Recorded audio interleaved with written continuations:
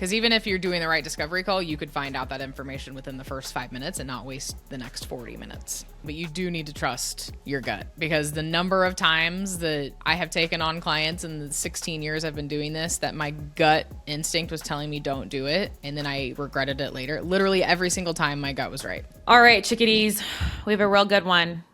That's not a real lead that you're talking to, or is it? Or is it? The ultimate question.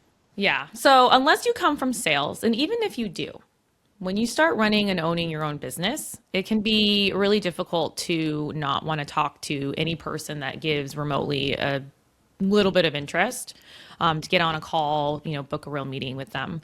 But there are some things that you should probably do before you give out your Calendly link or agree to get on a phone call with a potential prospect, because not all leads are equal. So in today's episode on Your Future Biz, we are going to talk a little bit more about why that's important, what are some strategies that you can use, and then we'll always end with a tactical takeaway. That's right, girl. That's right. To it. So why are we talking about this? We're talking about this because people waste a lot of time on what we call tire kickers. Remember that? Tire kickers. Yes. Tire kickers. I love Yes. that phrase. It's like old school sales. That is Are they a good tire old kicker? school. Yeah. Tire Or are kickers. they an actual qualified lead? Time vampires is another one I vampires. choose. Yeah. Yeah. That's a newer one than tire kickers, though. Yeah. We used that in the good old car business, though, back in the day. The you tire know? kickers? Of Yeah. course you did. Mm-hmm. So Yeah. on brand. Yep. But yeah, that's the thing, is we get happy ears when we're the ones who are selling, right? Even great salespeople get happy ears, meaning we think we've heard all we need to hear, especially when someone is an inbound lead or something. And we just think, yeah, they want what I have to sell. We're just going to move along. And then they don't become a customer. And then we go, what happened? So, Or worse, you spend 45 minutes with them on the call and they just talk your ear off because they're chatty Cathy. And then you find out that they never were going to buy in the first place. They don't have a budget, and they were just curious for a year from now, when they might have money, what you do. yep. Yep.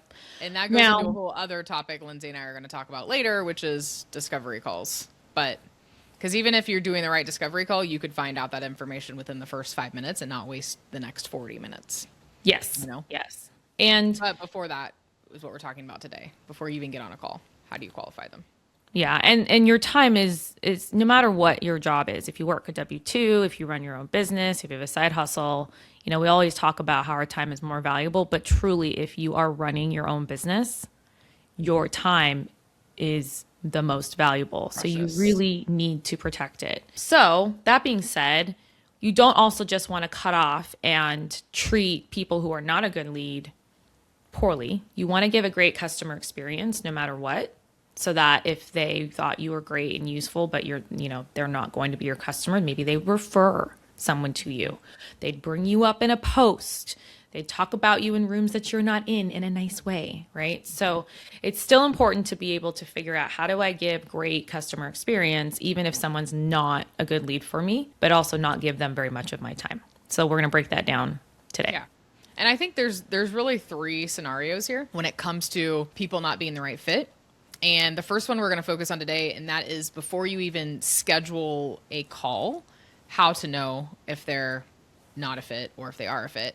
The second one is when you get on the call, how to, in the first 5 or so minutes, determine if this is actually a fit. And the third one, which I just dealt with, is you go all the way through, you get on the call, you think it's a good fit. Before you start, or maybe even after, you work up the proposal, you start having email conversations with this person. Based on what they're saying, what they're asking, how they're acting, your gut feeling tells you this is not a fit. This is not going to be a good client. Now, how do you handle that? Yeah. So Yeah. those are 3 scenarios of, I don't want you wasting your precious time or resources getting into a situation that's not a good fit. And how do you trust yourself to save your time? Yeah, because in this season in particular, we've really walked through how to start building your top of funnel, right, and your pipeline. So all the different versions of outreach and outbound and social selling. So ideally at this point now, your getting people talking to you, whether they're inbounding or they're responding to your outreach to potentially want to talk with you. So let's talk about the first one. Someone that has either agreed to want to talk to you. Maybe you've been DMing with them. Maybe you did an email outreach. Maybe you cold called them, whatever. And they're kind of like, okay, I'll talk to you. I'll set up a meeting with you. Or they inbound to you. So either way, we need to figure out what like minimum things would you want to make sure you've identified that makes it so that you would actually want to get on a call with them, schedule a setup, like an actual meeting. Now, if you've been outbounding to them, ideally, these things were already handled. You should not be doing outreach to people that you weren't already pretty confident was your ideal customer on paper, right? Mm-hmm. Correct. But it happens, right? Sometimes, especially when you do more like automated outreach, and then the person ends up responding, and then you kind of look a little deeper and you go, maybe not so much, right? Maybe your data wasn't as accurate as you thought. Now that you really take a look at the site, you realize that company's a lot smaller than is good for me or something like that. So still check, okay? Main things. Does it fit my overall ICP? And just as a reminder, unless, if you're new to us, we have phenomenal ICP GPT in our Next Wave membership. We do. If you need help reminding yourself or knowing exactly what that looks like. But ideally, you know that for the people you've outbounded to, someone comes to you via inbound DM or to your website. I just got one last night. Mandy and I do not allow for our booking link, our calendar booking link to be available to the public. And Never. I never. have. Yeah. First of all, absolutely not. Second of all, here's why. You're going to get a lot of people who want to book time directly onto your calendar that are not a fit at all. They're either spam, they're trying to sell you something, or they're genuinely not a fit. So don't do that. And for all of you that go, oh, well, I'll just disqualify them then, or I'd rather get more leads and then filter them. No, you don't. You want quality over quantity all day long, especially if you're running your own business. So We don't don't have do time that. to waste. No. Your time is precious. So never just leave your Calendly link open to the public. Now, if you have a paywall, Literally going to say that. That's the only then one that's that different. you'll find. I have a paid one for people who want something specific. Can you review my pitch deck? Can you review my investor this or that, whatever? And they know that, I do coaching. I can't just agree to do that for anybody. I'm willing to pay for your expertise. Thank you. Here you go. That's different. But other than that, don't have it. Now, the thing is that there are people who want to create a frictionless experience. We talked about good customer experience, and you don't want them to fill out a form with 5,000 questions to then have to wait to hear back from somebody. And while I do agree with that, there are actually tools and workflows that you can create that still somewhat qualify somebody before you still give them the ability to book directly on a calendar. So there's still ways around that. Mandy and I are not a high volume business. We do very high quality handful of clients at a given time, unless you're Next Wave, which is very which is very marketing and social selling led. Otherwise, we don't need to worry about having a billion people, inquiring on our site to be able to give a great experience still. But if you're a larger B2B org, there are tools that help you filter if someone's probably an ICP or not. And then if they're not, you have a path for them to maybe get their questions answered or something else that doesn't involve booking time directly onto human beings' calendars. Correct. And if you like AI, you could literally tell AI, this is my criteria. You can make a custom GPT, you can make Cloud Skills, but you don't even have to. Just have a prompt and tell AI, this is my checklist for criteria for sales qualified lead. And then literally paste in the lead, the company information, the LinkedIn, and then have AI help you, and then use your brain too. But you guys could have AI help with a lot of this. Just make sure that you have your criteria of these are my non-negotiables before I get on a call with any lead. They have to meet this set of criteria. Yeah. And if you're wondering what that could be, you're still what would I choose? It's probably something like company size, potentially their annual revenue. Industries, possibly. Yeah. Industry. The market in general. For Lindsay and I, we don't want to take on clients in a super, super competitive market when if they're not already a leader in the company, like a leading company, or maybe they just started, so they're not going to have the budget. I mean, there's so many factors here that you guys need to pay attention to, but only you are going to know that about your business. But those are some examples. Even look at like certain roles. Do they have certain job titles or not? You know? Yeah. Do they have I don't know, director of business development? You know, do they even have SDRs? They have salespeople. Do they have salespeople? Is that necessary for what you do? Right. I mean, so those are things that you should be able to probably find easily online with AI websites, things like that. What you won't know necessarily is if they actually have budget for what you sell, if their timing is now, or if they're being tire kicker, looky loos, or any of those other things, or if they genuinely are a fit, have the the right expectations to be a successful customer. All of that's for what a discovery call is, which we'll talk about in a second. So if they don't meet those things, don't give them access to your calendar. That should be a very protected thing. The inbound lead I got last night, I took a look at them real quick on LinkedIn, their website, and everything. I went, yeah, this is a legit enough one that I would be willing to get on a call with them. So I emailed them back with my booking link. Other times when I'm not sure at all, or I'm very sure that they're not likely a fit, Mandy and I will email with them a little bit. Hey, thank you so much for inquiring about XYZ, because we have different things people inquire about. Is there something specific about XYZ, that you wanted to talk about? I would be happy to get on a call, but wanted to hear what your initial needs were first, right? And then if I end up hearing from someone like, oh yeah, I was, looking for, and then they say something where I'm like, yeah, no, like, I'll be like, oh, I actually don't think I'll be a fit for that. And now we can go back and forth a little bit, and I can either refer them to someone I know that is a great fit for them, or maybe send them a resource or something, but I'm not going to get on a meeting with them. I'm not giving them my calendar link. So yeah, always ask the right questions via email, but you could also connect with them via LinkedIn and send voice notes. So I do this sometimes too. You could DM them, connect on LinkedIn, and if you want to be more friendly and casual and kind of feel it out before you spend your time on a call, send a voice note and just ask them a couple questions via voice note. And a lot of times you're like, oh, that was really cool. Thanks for sending the voice note, because they're expecting to hear from you. So they're going to respond because they're the ones that expressed interest, right? Even if it's cold, even if it was a cold outreach to begin with and they responded and want to talk, you can still kind of suss that out. Now, if you're doing cold outreach, you should know. That's not always the case, as Lindsay and I have found out. Not everyone is going to be a good fit, even in cold outreach. But there are ways to be nice about this if they're not a fit, and you could try to refer them to someone else. So I try to do this when I can. And I'm, thanks so much for your interest. Right now, we are not a fit for you. However, would you like an introduction to a couple of our partners that might be a better fit? And if they say yes, make sure the partners are a good fit, obviously. And then just give them their name and info, So don't just be like, sorry, bye. Yeah, don't do that. Try to still give them a good customer experience and try to pass them off to someone else. If not, so I do this often. If someone doesn't have much of a budget at all and they tell me that, like via LinkedIn DMs, like, oh, I'd love to do XYZ. I don't have much of a budget, blah, blah, blah. I'm always like, well, you should go and hire a freelancer. Go to upwork.com and find a freelancer at an hourly rate that you can afford. That's going to be a lot more affordable for you than hiring an agency.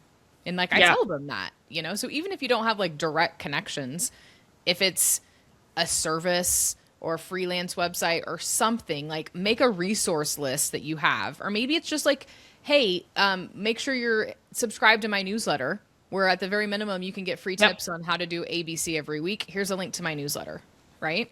Yep. You can subscribe to my YouTube channel. Every week I'm sharing videos on XYZ. So you're still giving them something of value somewhat, instead of just being like, bye. Yeah, don't do that, because you never know exactly what's going to happen and who knows who.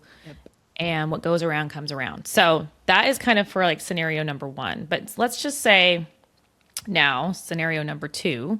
So scenario number two is you actually get on a call with a lead and you're in conversation. How do you handle that discovery call to uncover if this could potentially be something right off the bat? And the short version is you let them talk more than you.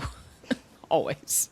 You should be the one just asking questions and not talking at all until the very, very end. Open-ended questions, Yes. right? Okay, give us an example of one, Lindsay. Okay, had one today, right? This morning, earlier for us. And I asked them what exactly it was about, what we were offering was of interest. Just bloop. And what it does is not only allows them to now share with me exactly the answer to that, and then it tends to unravel even more things that I'd want to learn about. It also let me know how much they seem to really care or pay attention to what we had been emailing them about. If they were like, I don't really remember, right? That happens sometimes. Yeah. You're I like, don't remember what we're talking about. And I'm like, oh boy. that's a red flag. Probably not great, right? But it does happen sometimes in cold outreach, and this was a cold outreach one, so that's fine. And so, he goes and reviews, and then he was like, oh yeah, actually, so yeah, this is what you guys do. And I was like, yeah. And he's like, yeah. So, and then he kind of told me a story, right? So he told me a whole story about why it was interesting or relevant at all. And then that opens up the ability for me to now go and do some real discovery into, are you a fit? Do you need what we have, right? Which is like numero uno of what we need to figure out in the discovery call. Do you need what we have? Because if not, it doesn't matter if everything else aligns. All right. So that's a good open-ended one to start the discussion. Yeah. And you should find out pretty soon with the way they answer if this is going somewhere. Yeah. I always in the beginning, I keep it super casual, and we'll always shoot the shit in the beginning. Yep. Usually talk about random stuff, and then I'll be like, so tell me what's going on and how we can help, and I keep it like that. And then from there, they're going to open up a can of worms, and I'm going to hear all sorts of stuff. And then I can kind of get a feel for, okay, what question do I need to ask next to know if this is going to be relevant or not. But I keep it super casual, and I let them talk. I let them lead everything. And literally I'm asking questions the entire time. I'm asking about their sales team, what they're doing, what they're not. Why is this a priority? What are the goals? What are they doing now? Why isn't it working? Because I'm trying to uncover the pain and the urgency, because what Lindsay and I do as far as LinkedIn social selling, a lot of companies still view this as a nice to have. Right? Mm-hmm. Which is a problem. The companies that hire us don't. They know that it's important. They know it's important. But a lot of reps are just I'm just checking a box. It's a thing I have in the background, but it's not something that's a major priority or, part of their daily system. So I also want to know from the leader, how important is this to you? Is your team actually going to execute on this when I train them? Is someone right now doing a really good job with LinkedIn? Talk to me about that. Do they have Sales Navigator? How often are they using it? What are they doing? All of these questions to where I'm literally not talking about my services at all until the very, very, very end. And usually it's still not even that much, because first of all, they can do a lot of research on their own and see what we do, but these discovery calls, it's not for you guys to talk. It's for you to listen, and you should be able to uncover really fast if it's going to be a good fit or not. Yeah. And then I would say, if you're able to figure out in the first 5 minutes, this is worth, continuing to talk about, then we're kind of getting into number 3 a little bit. But what's really important, and the thing that I see commonly, so, one of the things is I'm in Fractionals United. It's a really phenomenal community for people who are fractional leaders. I'm actually one of the channel leaders in there. And unless you come from sales, again, if you are a fractional leader, you run a business, right? Solopreneurs, which are a large portion of our wave maker, community for our next wave membership, right? Again, unless they come from sales, they're running their own business. And so I see this over and over again of these business owners not doing a full discovery call and then sending out proposals to every person that they speak to and then wondering why they don't close very often. And what's happening is they're really good at uncovering pain and need. So then they go and make a custom proposal for that. And they're not good at uncovering the rest of the really important parts of the discovery call. And there should be 2 places you have major drop off of not talking to a prospect any longer. It's scenario 1 we just talked about. So if you are a potential lead, it's there. The big drop off of not even going into the pipeline as a qualified deal to do discovery because you don't match those other things. And here, after the discovery call, you should be disqualifying people. You should not be taking majority of the people you talk to in a disco forward. That's not great selling. That's I'm going to try to keep convincing you that I want to sell you what I have. And because you showed interest, I think that you're a prospect that's qualified. So you need to talk about budget in a discovery call. If they don't ask you, you need to bring it up. You need to make sure that they have any sort of budget for what you offer if they don't voluntarily let you know. Because what in the world is the point of continuing if they can't afford you, right? Yeah. And some people think, oh, well, I want to prove value and stuff before I. No, because you guys could be on two different planets. They could think your service is 500 and all they have budgeted is for 700 and it could be 5,000. You know, you could be on a completely different planet when it comes to that. So you've got to figure that out. Now, it depends on the type of lead too. Like bigger companies, usually they have the budget for it, right? Like when it's like a decent sized company, like just landed a pretty big one and I didn't uncover the budget up front, but this is $1 billion company and I knew what they were asking for. They knew what to expect, you know? Yeah. You can get away with it sometimes. You can get away with it, but I've been doing this for a very long time, right. So I know that. I shouldn't say ever. In the last year or so, I haven't gotten myself into a situation where we were so far off with pricing with prospects just because I've been doing this for so long. So like I have an idea, but even like the CEOs that I talk to, I'm like, okay, so do you have a budget for this? That's how I literally am like, so do you have a budget for this? They're like, not really, but, and then I'm like, okay, let me give you a range.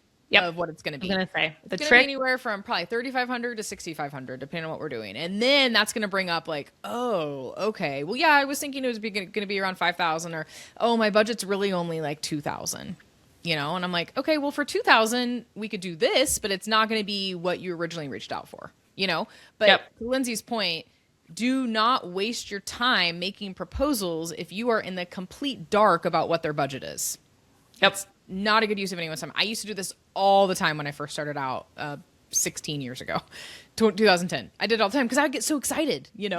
Oh, I have a lead. Oh, I have a prospect. Oh my God, yes, I'm going to proposal. Like I would get so excited. And then I'm like, but I have no idea what their budget is.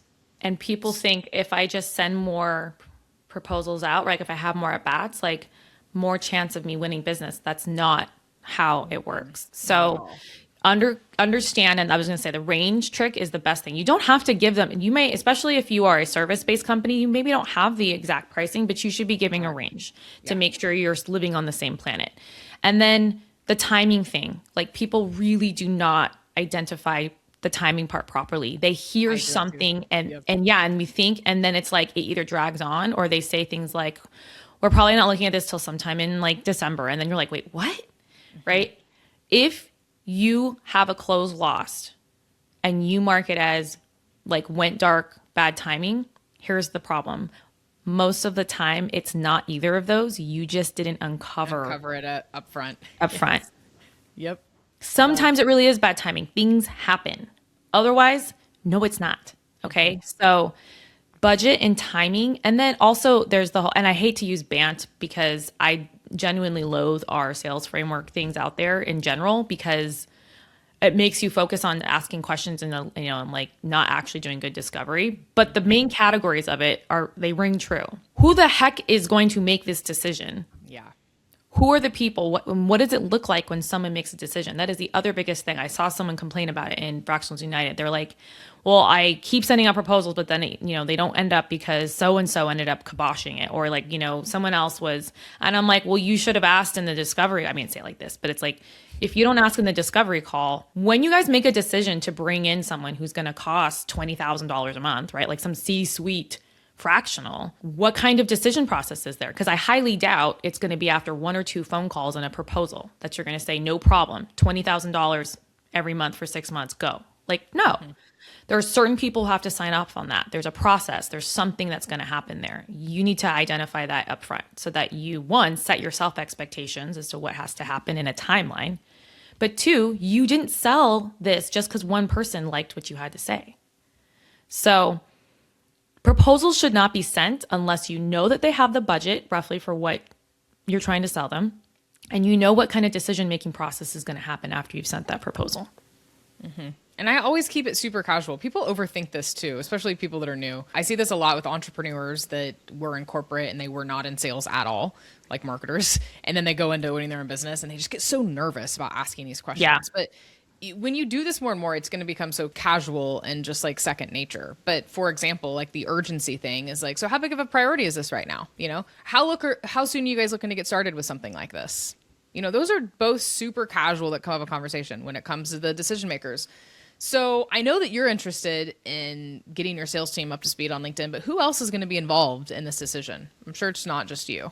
Like who else is going to be a part of the decision making process here? Like you guys will get plenty of opportunities for this to come up, that you shouldn't have an excuse of that. And buyers are expecting these questions too.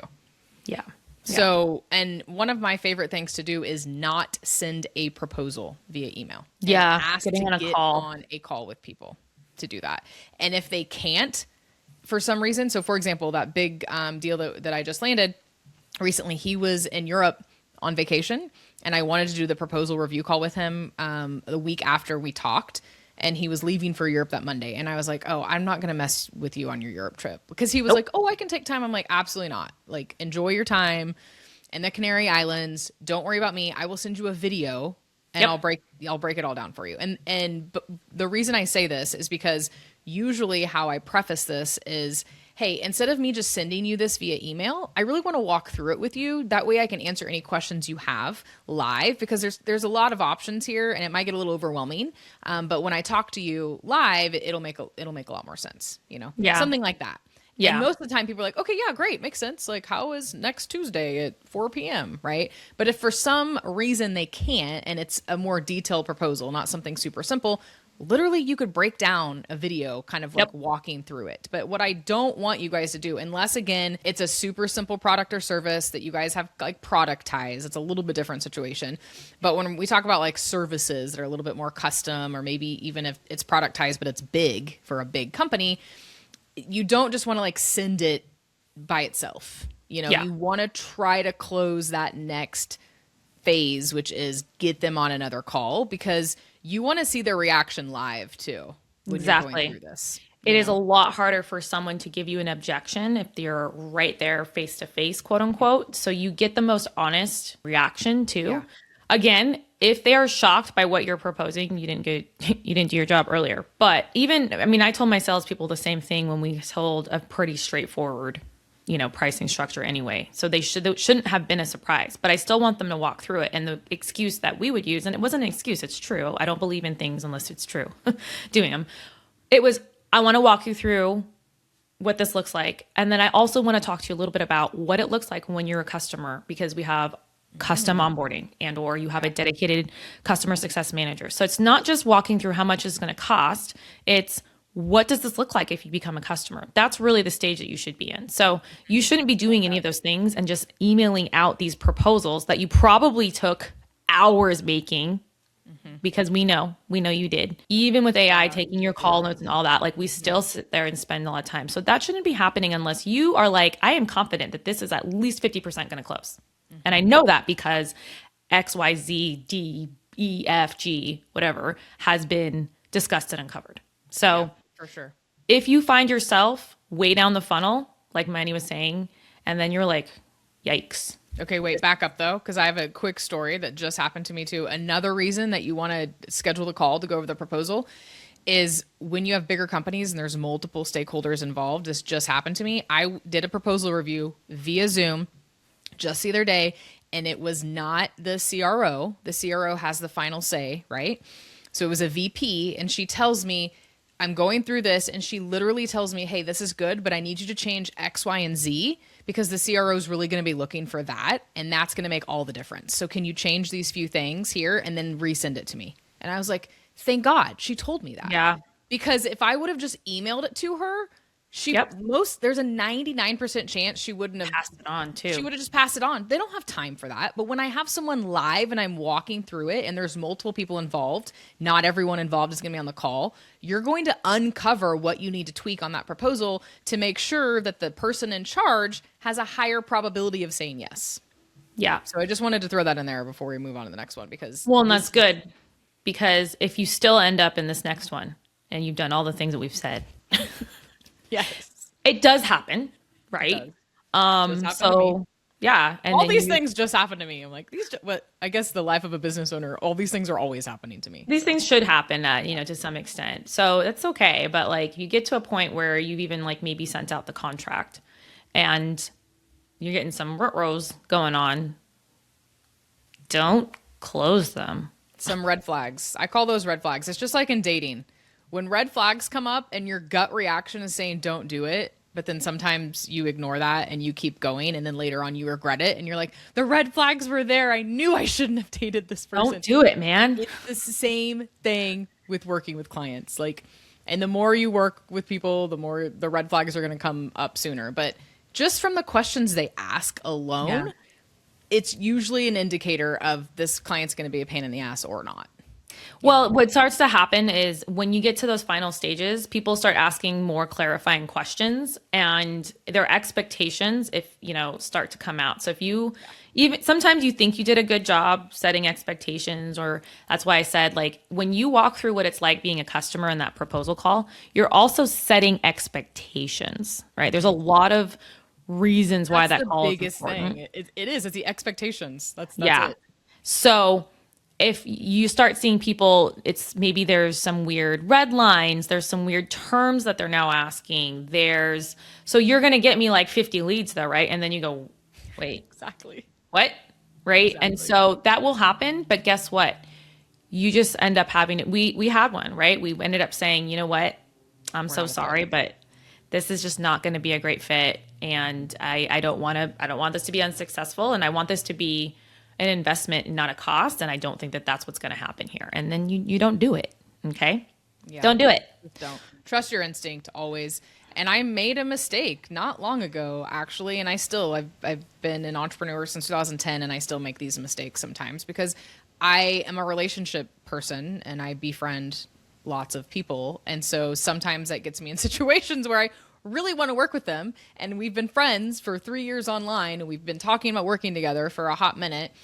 We start talking, multiple conversations, literally probably 3 hours later, work up the proposal, kind of knew probably shouldn't have done this, probably not a good fit. And then the expectations start coming out. Well, you're going to get us 30% of XYZ, right? And you're in like arbitrary numbers. And I'm like, that's not how this works, bro. Like, this is marketing. Like, that I can't guarantee you anything, like I can guarantee you that we're going to increase X, Y, and Z. I can't tell you the percentage. I can't tell you the number of leads. Well, we need 20 leads a month. Well, then I am not the right fit for you. Right. Yeah. And sometimes those expectations come out after the fact. Like, you could do everything in your power to ask the right questions and to get information out of people. And sometimes you still won't get that until the very, very end. And you might be annoyed because you're like, fuck, this was going to be good. I spent all this time on this proposal. I have a great rapport with this person. It doesn't matter. Cut your losses because you are going to regret it when you take it on. Your gut instinct is always right. All right. So our tactical takeaway for you is ideally you don't get into scenarios 2 or 3 because you're doing scenario 1 so much. So your tactical takeaway from that is create your little list of what things you would go and scan when you're going to take a look at someone that you are potentially going to talk to as a lead and decide, are you someone that I'm just going to email with and disqualify and give a nice little experience to, or are you someone that actually will give my calendar link to? And then decide what your process is on like how you want to handle that. If you don't have it now, that's your tactical takeaway is go make that up. Yes. And also trust your instinct. Another tactical takeaway. That's an easy one. You don't even have to do anything. Well, you don't have to do anything, but you have to do something because you really don't have to physically create anything, but you do need to trust your gut because the number of times that I have taken on clients in the 16 years I've been doing this, that my gut instinct was telling me don't do it. And then I regretted it later. Literally every single time my gut was right. Yep. So save yourself the misery and hassle. And I know sometimes it's hard when we're entrepreneurs and we got to put food on the table and maybe you're having a rough month and you're like, but I need this money. But it won't be money. Yeah. You're actually going to lose money. Yep. Think of it that way. It could be a loss by taking on the wrong client. Yep. So don't do it. Just remember that. Don't do it. We believe in you. You can do it. You can do it. All right, everyone. Get out of here. Bye. Okay, now go build something cool. And if you can't figure out what's holding back your revenue, grab our free Hidden Revenue Finder GPT at yourfuturebiz.com/revenue. If you like what you hear, or at least didn't hate it, hit that follow or subscribe button so you don't miss an episode. And just like that, another business problem got a little clearer. Because in the business world, it's not about who raises first, It's about who lasts.